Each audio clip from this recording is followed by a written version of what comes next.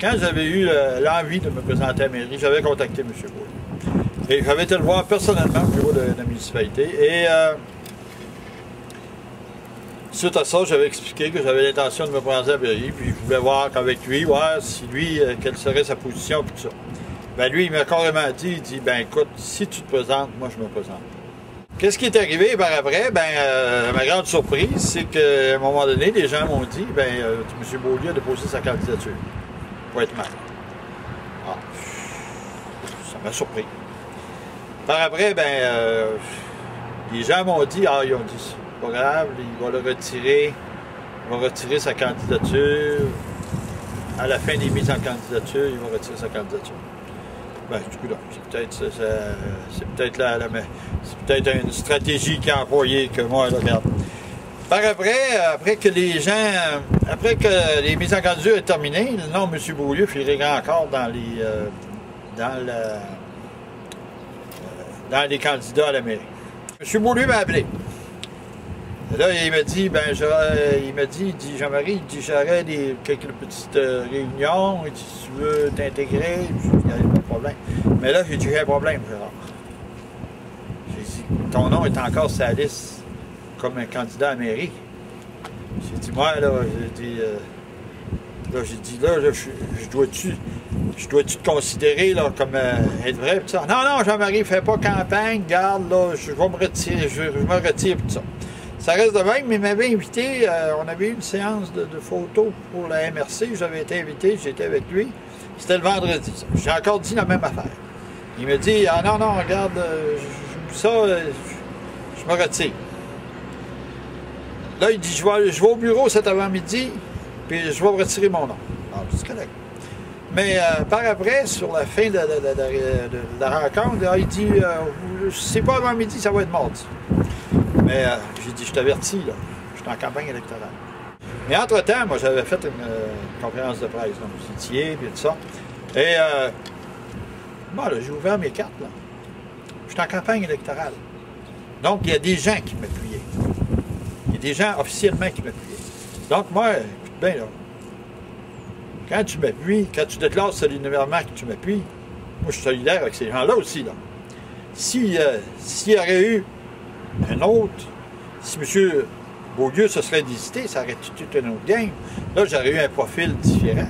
Mais quand tu es en campagne électorale, à un moment donné, il faut que tu t'affiches. Et c'est à ce moment-là. M. Beaulieu m'a appelé en beau fusil de chasse de dire, hey, t'es pas correct avec ça, toutes ça, tes raisons. Les gens qui sont avec toi, c'est des indésirables, puis moi, les gens qui m'appuient, tout comme les autres candidats, je les respecte.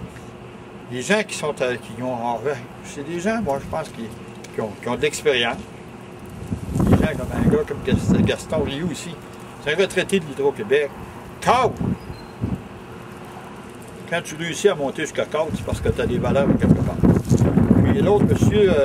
Théberge, je pense que c'est un candidat aussi valable. C'est un informaticien de métier. Donc, quelque part, c'est un gens qui fait carrière à 3 pistoles, je trouve ça beau. Il y a un degré de frustration là qui est pas à l'ensemble de tout le monde, mais surtout dirigé vers le maire, qui disent, c'est un maire qui est très directif, puis que, regarde, quand il a décidé quelque chose, ça passe pas là. Moi, écoutez, je peux être aussi directif, mais j'ai une approche différente. Puis, je pense qu'à quelque part, cet aspect-là, pour moi, va être important.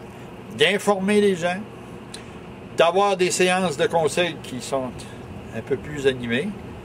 22-25 items dans un ordre du jour, 30 minutes à 1 heure pour passer au travers de tout ça. Il n'y a pas grand monde qui sont intéressés à les prendre le temps-là.